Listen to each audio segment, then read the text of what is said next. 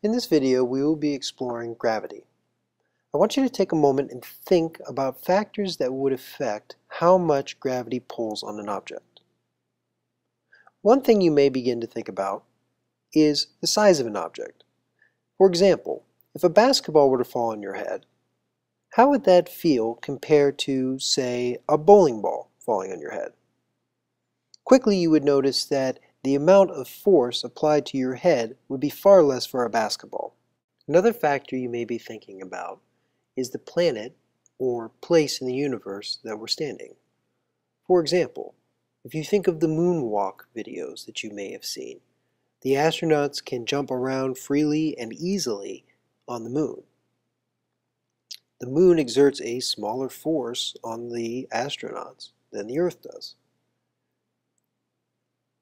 You could also think about astronauts in space. They have very little gravitational pull. So the place that you're at in the universe seems to matter. Unfortunately, this is a factor we cannot control. Please take a moment to write a hypothesis and a data table in your notebook before moving forward. You will be making two measurements in this lab. One will be the mass of the object, which will be the independent variable. The mass of the object is written on the object. Notice that it is measured in grams and should be converted to kilograms. The second variable, the dependent variable in this case, is the force of gravity on the object. This will be measured by the spring scale. There is a green disk inside of the spring scale, indicated by the red arrow, that will be used to measure the amount of force the spring is exerted on the object, which will be equal to the force of gravity. Please make your measurements using the top of the green disk. Force is measured in the units of newtons, indicated by a capital N.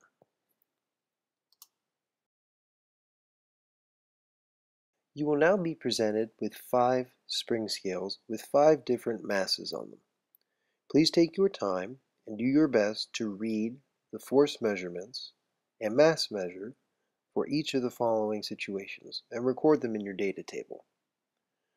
Following the measurements, there are some wrap-up questions that you should answer as well.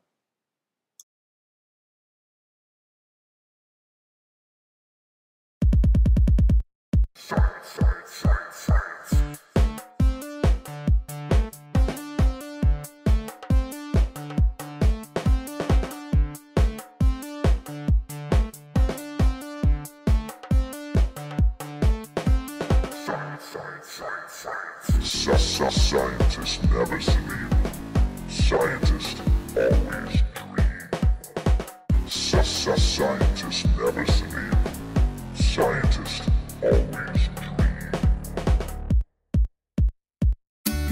The other day I was thinking about what it is that makes the world go round. Never thought about it much before today.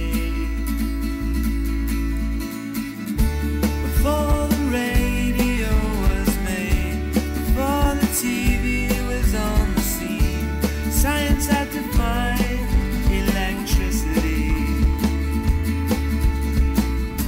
We owe it all to science. Just yesterday I was pondering on what grows down beneath my lawn. Perhaps the world will never know.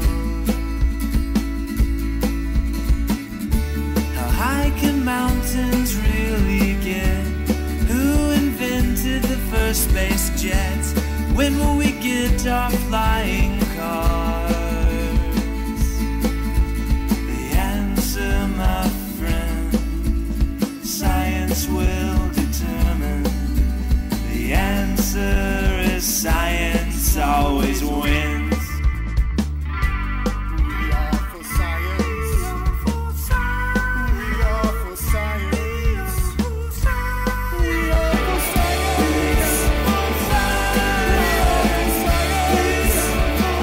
After having your data collected, please follow the instructions on this screen to analyze your results.